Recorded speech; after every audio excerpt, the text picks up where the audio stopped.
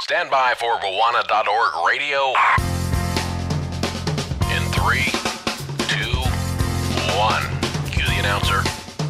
You found Bawana.org radio, your one source for tech news and reviews. Now, almost live from sunny Florida, here's your host, Bawana McCall. Greetings, folks, and welcome to episode 271 of Bawana.org radio. We got a great show lined up for you. Six stories about tech news and reviews. We're not actually reviewing anything. You know, I haven't done a Bawana.org review probably in like 10 years. Even though I've only been doing the show about 5, maybe 6, 7. I haven't done a review in like 10 years. I used to have this thing that was like, it's now time for a Bawana.org radio tech review product. I even got a sound for it. But I haven't done a review. Maybe I need to do a review of something, some sort, in podcast form. But I haven't done it in a long time. But this is Bawana.org radio. We talk about tech news. We try to find the best stories on the web. And we search the internet, so we scour it, try to find it. I got my various sources out there. I got my Feedly. Used to use Google Reader, but now we're using Feedly. And I've been going over to Reddit, seeing what they got over there. Other news outlets. But you may notice that sometimes I pull like all the stories from like the same sources. And I don't do that on purpose. It's just that when I go through my Feedly list, that's the story. I mean, that's the site that I see first. So that's the one I bookmark. I really don't have any kind of preference over which site gives me the report. It's just the first one I see. So I don't know. So if you see me talk about Engadget every single story, there's no bias there. That's just how it works. All right, guys. We got a great show lined up for episode 271 of Bawana.org radio. It's time for Bawana.org radio's tech news for this week. And for our first story, we're going to talk about Google Plus. Google Plus, and one of the features over on Google Plus that was recently added in their big update that happened, I believe it was this summer. Either a little bit before the summer or at the beginning of summer. They added a feature called Auto Awesome. And it was a part of the photos aspect of Google Plus. What Auto Awesome allowed you to do was to take a series of photos that were taken clearly in succession and automatically create an animated GIF or animated image from it. So Auto Awesome, you know, since it's come out, people have been purposely taking like, you know, they have these cameras that can take quick pictures in succession. They've been purposely posting these on Google Plus, hoping, kind of just like hoping, they would get the Auto Awesome treatment. And I say hope because it wasn't guaranteed. It kind of just happened. You couldn't press a button to say, hey, make my photos Auto Awesome. No, you just had to hope that the Google algorithmic bots of doom were able to pick up your photos and to make them Auto Awesome. Today, this article over on Engadget.com talks about a new feature, kind of I like to call it a little bell and whistle, because right now they will notify you. They're like, hey, guy, you've been chosen. We're going to notify you as a Google notification, as you see on your Google hotbar thing at the top. If you go to any Google site, you see a little bell thing. They'll now send you a notification that, hey, your photo has been chosen to be Auto Awesomed. Yeah, I have never had my photos Auto Awesome. I tried it once with 3 photos.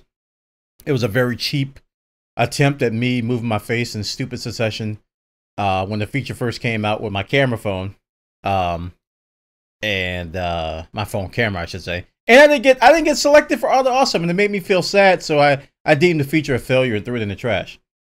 But I never really used it after that. But if you're into taking photos and posting them on Google Plus, and you've been wondering if your photos got the Auto Awesome treatment, you'll now be notified via Google Plus's notification system that, hey, your photos are awesome, automatically awesome, and we're going to make them even awesomer. Check it out, guys. This is over on Engadget.com. They got the details and you over there. And for our next story, we're going to talk about Twitter. Twitter has a feature called Conversations, which kind of adds some contextual clarity to your conversations. That's a lot of C's in succession. Say that 10 times fast. But when I first started using Twitter, big time using Twitter, I was also using a service called FriendFeed, and I always complained about how it was so difficult to have a conversation on Twitter, because you're essentially blasting your messages out there and there was no kind of context. So if you try to contribute to a conversation between like one or two, maybe three people, it was just like garbage blasted all over the place. It was just crazy. And you read through it, you'd be like, I don't know who's talking to who or what they're talking about. I just forget this. And I was like, hey, everybody, come over to the French feed where everything's threaded and it's so nicely put and blah, blah, blah, blah, blah. But those days are long gone. FriendFeed got consumed by Facebook and is now still going in a hobbled state that's never being updated anymore. And the big wigs over at FriendFeed, at least one of them is doing the old "we're taking over the web" initiative. And the other guy left to do another startup. But Twitter, the reason why we're talking about Twitter right now is that Twitter is going to be starting a new feature called Conversations in Chronological Order. Gasp! Are you seriousing me? Are you serious? We can now see our conversations in chronological order, so they kind of make sense. In the past, they would just like show up in crazy order. You'd be like, who's talking to who and what and how, and you know, it would be somewhat contextual. But now they're going to show them in chronological order, in the order that they were posted. So it may make a little bit more sense, because conversations are now connected with a vertical line. But you're still going to have that disjointed feeling of talking to people. I mean, it's not going to be as good as a forum. It's not going to be as good as a threaded site like Facebook or even Google Plus. That's why I like to have conversations on Google Plus and not on Twitter. Twitter is good for one-on-one conversations and blasting things out there. But if you got a conversation between more than 2 or 3 people, having that on Twitter can be a real pain sometimes. This aims to kind of make it better, but honestly, I don't think it's going to improve it that much. I haven't used it yet, but it's a step in the right direction in terms of trying to get some kind of context going on in your conversations. Because like I said, guys, I love Twitter. I use them a lot. I notify people when I'm going live on my live stream. I'll just throw out an image every now and then to kind of like a broadcast blast to all my followers. I'll retweet things from like Twitch if things are going wrong, or retweet some hot news from a site that's pretty big news or something like that. But in terms of having a conversation, forget about it, man. I prefer other services for that. So Twitter's trying to improve that. Hopefully they'll do that. So check the story out, guys. This is also on Engadget.com. They got the details. Twitter has updated their conversations to be connected chronologically in a vertical line. You're listening to Bawana.org Radio, a potpourri of tech news and reviews. For our next story, we're going to talk about Android's VP Hugo Barra, who has left Google. You may remember this guy because he just recently unveiled the Nexus 7. He was I think he was a product manager for the UK. Or actually, he was a VP, VP of Product Management for Android. And he was at the Google event and he was like, hey, check out our brand new Nexus, blah, blah, blah. He was the guy on stage. So, yeah, he's gone. He went to Xiaomi, yes, pronouncing that right. Chinese phone maker, Xiaomi, to head up. He's going to head up their phone stuff over there. He's going to be joining them. Let's see. I recently read this and I don't remember what he's going to be doing exactly. I don't know. He's going to be joining them to do stuff. He's going to be a part of their leadership team. But the big news is that he's actually leaving Google, not necessarily what he's going to do over there. But you know, it's going to be a good fit for him because they're using a heavily customized version of Android. And I'm quite sure he's going to be a great contact for Google. As a, you know, basically as a liaison to make things go over smoother with Google and China relations in general. And I think that's probably why Google really didn't have a problem with letting them go.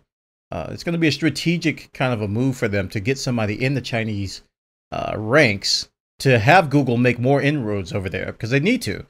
Apple's doing a lot of good things in China, and I think Google needs to go over there and do the same with their phone makers over there. And China has a huge market, a huge market for all of this kind of stuff. So Hugo Hugo Barra, we barely knew ye, but ye are now gone to Xiaomi. I think I'm pronouncing that right. If I'm not, I apologize. Check the story out, guys. Also, on Engadget.com, they got details. Android VP Hugo Barra has left Google for Chinese phone maker Xiaomi. And speaking of cell phones and mobile phones, we're going to talk about some crazy stuff. Oftentimes, we talk about security and how a lot of operating systems and software in general can be cracked and can be hacked in many different ways. And a lot of it deals with underlying bugs with the system or the software in place, or some kind of encryption that can be broken. Recently, we talked about a cell phone hack that was using a basically taking advantage of an older cryptography on the SIM cards. We talked about that a few shows ago on Baidu.org radio, and it was kind of scary that somebody could pretty much own your phone by sending a text message.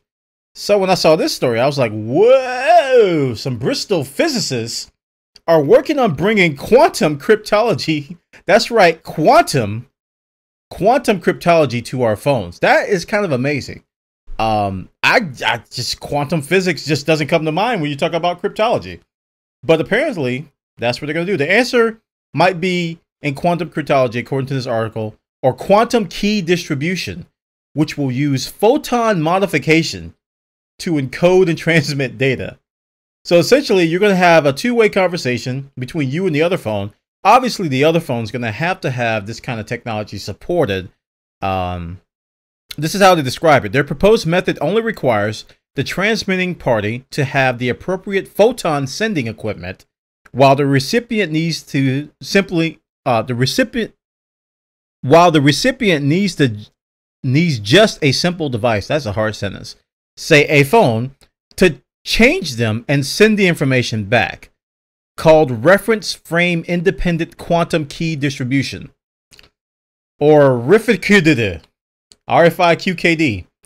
That's what they're calling it. The technique is robust enough to not rely on proper alignment and is apparently able to withstand a high level of noise as well.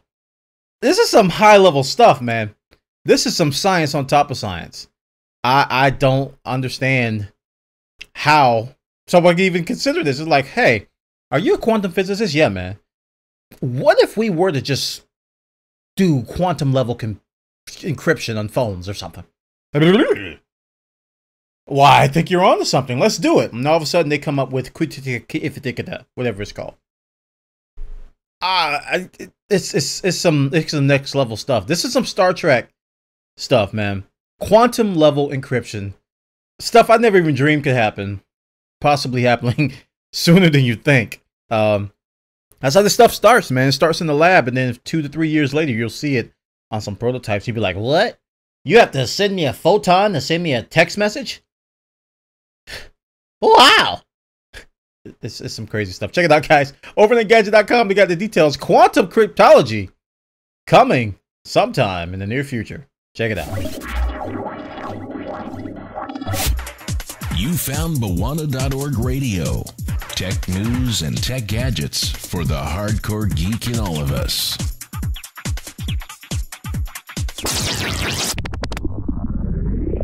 And for our next story, we're going to talk about cloud storage. You may remember a couple of episodes ago on Baidu.org radio, I talked about Box. Box.com giving away a generous amount of data. I think it was 50 gigabytes. 50 gigabytes of data. Well, China's Baidu and Qihoo 360 are looking at Box and going, that's nice. That's real nice. Yeah, 50 gigabytes. That's good. So yeah. What we're gonna do is we're gonna give a terabyte. 1 terabyte of storage, according to the nextweb.com. These are some China-based companies. So before you get excited, before you get all excited and crazy, okay, note that these are China-based companies, and you probably, if you're not in China, you're going to have to do some special things to sign up. But if you are in China and you're able to hear this message, I don't know if my podcast is even listened to in China, so welcome, China viewers. I apologize if I have neglected you. You get a gigabyte. 1 gigabyte of online storage from Baidu and Qihoo 360. 1 terabyte. Did I say gigabyte? Yeah. Oh, it's not. Yeah. Oh, yeah. You really did. 1 terabyte. You get 1 terabyte from Baidu and Qihoo 360 over there. It's a lot. I never imagined. I've seen people with a terabyte of space, but they have like a ton of Dropbox referrals or a ton of copy.com referrals, and, you know, and it used to be a time where a terabyte was, you know, just insanely hard to fill. But having filled up a terabyte drive recently, and I have to clean it out, and I'm like, what do I delete? I'm like, wait a minute. Terabyte ain't so much anymore. Yeah. Terabyte ain't so much anymore. So hopefully this kind of overseas competition will entice Dropbox and copy.com and SkyDrive and all of these US and North America based companies to up the ante, to give us a lot more storage to use their service. But you gotta wonder, what is the incentive to sign up for one of these companies? I mean, if you sign up for Dropbox, or if you sign up for SkyDrive, or if you sign up for Copy, is the space the thing that gets your attention? Is it the client? Is it the synchronization capabilities? Is it the ease of use? Is it the mobile capabilities? What's more important?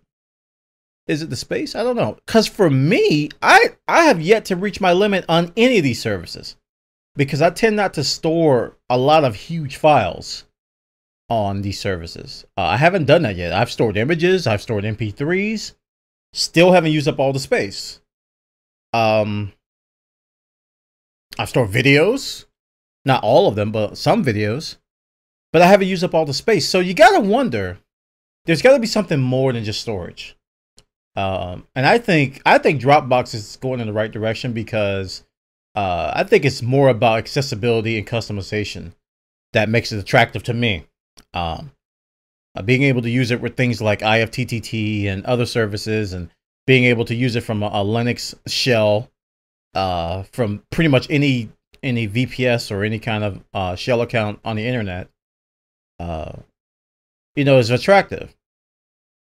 So what's attractive for you for these types of cloud storages? They're going to be coming. There's going to be a lot more of these coming later on. So check the story out, guys, over on the next web.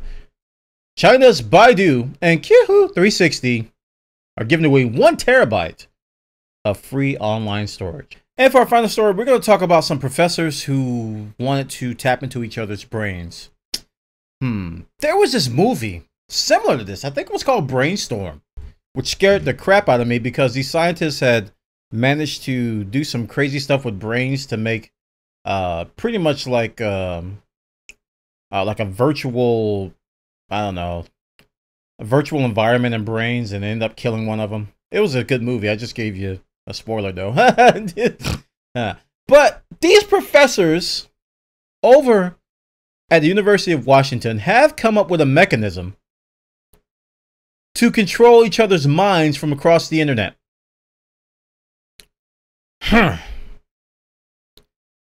This article says they've achieved telepathy. I don't buy that, but this is what they did. One scientist had his brain jacked into the system, right? And the other scientist was controlling him.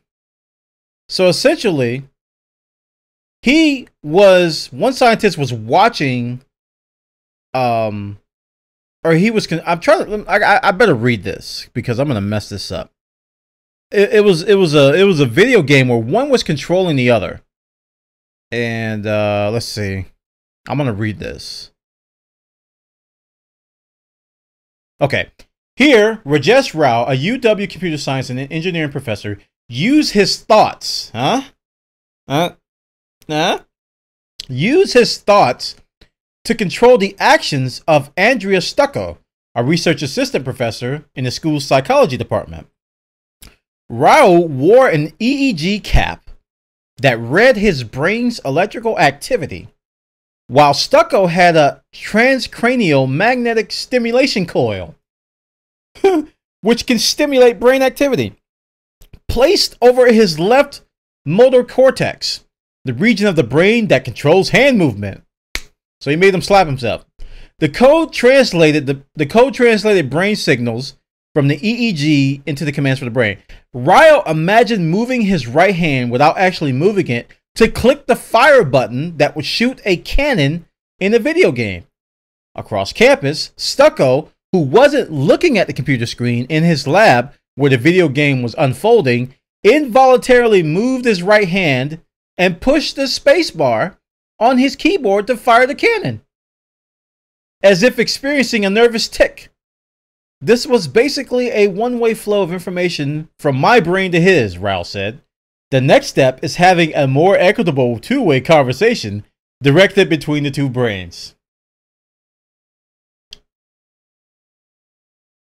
So he just remotely tapped into the guy's brain and made him shoot when he said shoot. This gives a whole new meaning to the word hack. You're using hacks. Your friend in Washington is controlling your movement. You're not that good. He must be aiming for you. Turn off your brain hacks. Turn off your brain hacks. Got one word for all of this that sums it up from my point of view. Nope. Nope, nope. Nope. Nope, nope, nope, nope. Nope, nope, nope, nope, nope. Nope, nope, nope, nope, nope, nope, nope, nope, nope, nope. This is over on popsci.com. I couldn't believe it when I read it. I was like, no. It's kind of out there that people are allowing their brains to be controlled by somebody else. I just, even for science, no. Ain't doing it. Ain't doing it. It's amazing tech, but nope. Won't get me. Not doing it. Check it out, guys. Over on popsci.com, they got the details, and you're over there. Them crazy people. Hey guys, Buona here. Just want to take time to thank our corporate sponsors, Amazon.com, Greenman Gaming, and YouTube. Without these guys, Buona.org Radio would not be possible. So thank you to our corporate sponsors.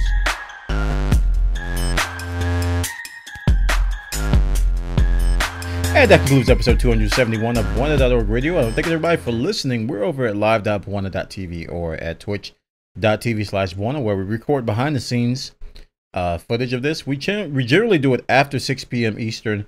It's about 8 now. I had a little bit of a delay because I've been experiencing some technical problems with Twitch TV in terms of just controlling the lag.